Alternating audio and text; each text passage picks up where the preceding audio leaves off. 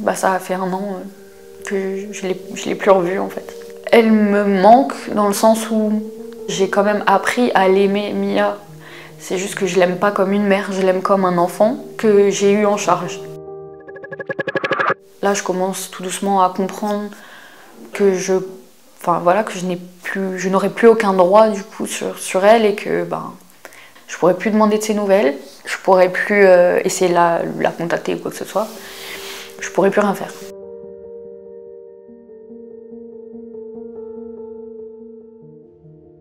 Mais je sais qu'elle est beaucoup mieux sans moi, qu'au moins elle a une vie saine, qu'elle a tout ce qu'il lui faut. Ils l'ont mis en famille d'accueil, une famille d'accueil exceptionnelle, elle est pourri gâtée. Et c'est tout ce que je voulais pour elle, une vraie famille. Enfin, c'est la meilleure vie que j'aurais pu lui offrir, quoi. Et puis moi, en vrai, je vais beaucoup mieux aussi depuis.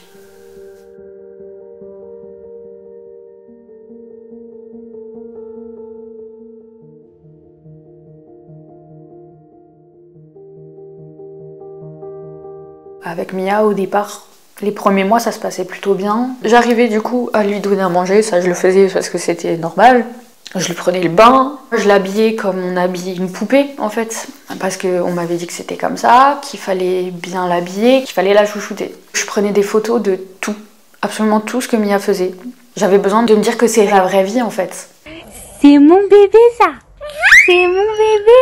Mais dès que c'était un peu plus complexe entre guillemets, comme jouer avec elle, lui faire des câlins, lui faire des bisous, lui lire des histoires, ça c'était super compliqué. J'arrivais pas à créer un lien en fait avec elle, les liens normaux de parents en fait.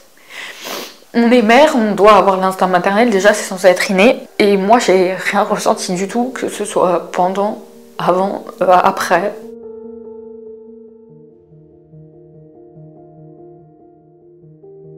Mia, c'était un bébé qui pleurait beaucoup une fois qu'elle a grandi. Elle pleurait tout le temps en fait. Et je savais pas comment la calmer et je me disais ok c'est de ma faute, est-ce qu'elle ressent quelque chose, est-ce que j'ai mal fait quelque chose.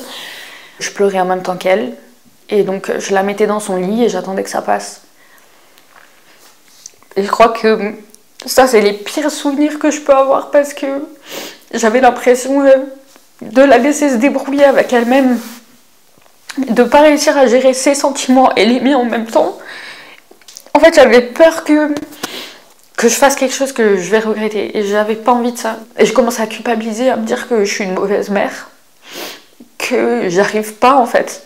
Et j'ai fait une tentative de suicide.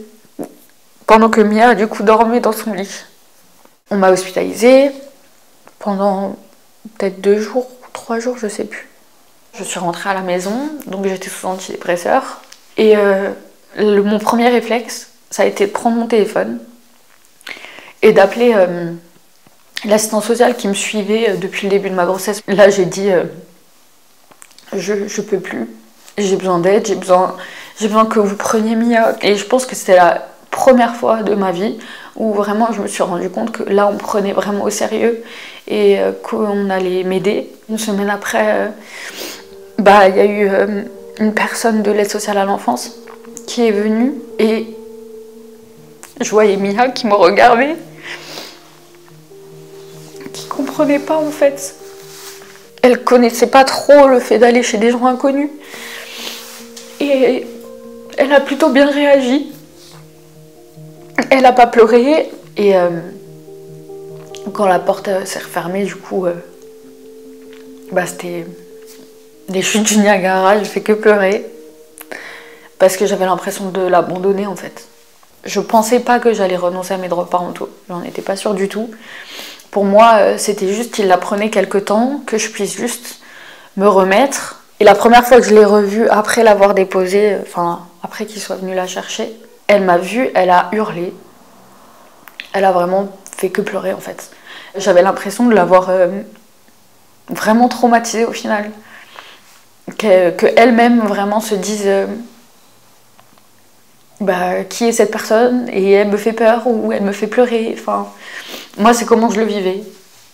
Après ensuite on m'a expliqué que voilà c'était normal, que maintenant elle avait une nouvelle référente et puis moi je l'ai plus revue depuis. Et là du coup en février ça a fait 1 an que je l'ai plus revue en fait. Elle me manque dans le sens où j'ai quand même appris à l'aimer, Mia. C'est juste que je l'aime pas comme une mère, je l'aime comme un enfant que j'ai eu en charge. J'ai pas envie que Mia se demande plus tard qu'est-ce qu'elle a pu faire pour que je l'abandonne, entre guillemets, en fait. Et je vais lui laisser une bonne lettre où je vais tout lui expliquer, lui dire que c'est pas de sa faute, qu'elle n'y est pour rien, que surtout elle ne culpabilise pas parce qu'elle a eu une mère qui avait joué un rôle qu'elle ne voulait pas jouer. Il faut pas hésiter à demander de l'aide, surtout pas attendre qu'il soit trop tard en fait. C'est pas une honte, c'est tabou, ça c'est vrai. Y a énormément de personnes qui ne comprennent pas, mais vaut mieux ça que d'avoir un enfant détruit en fait.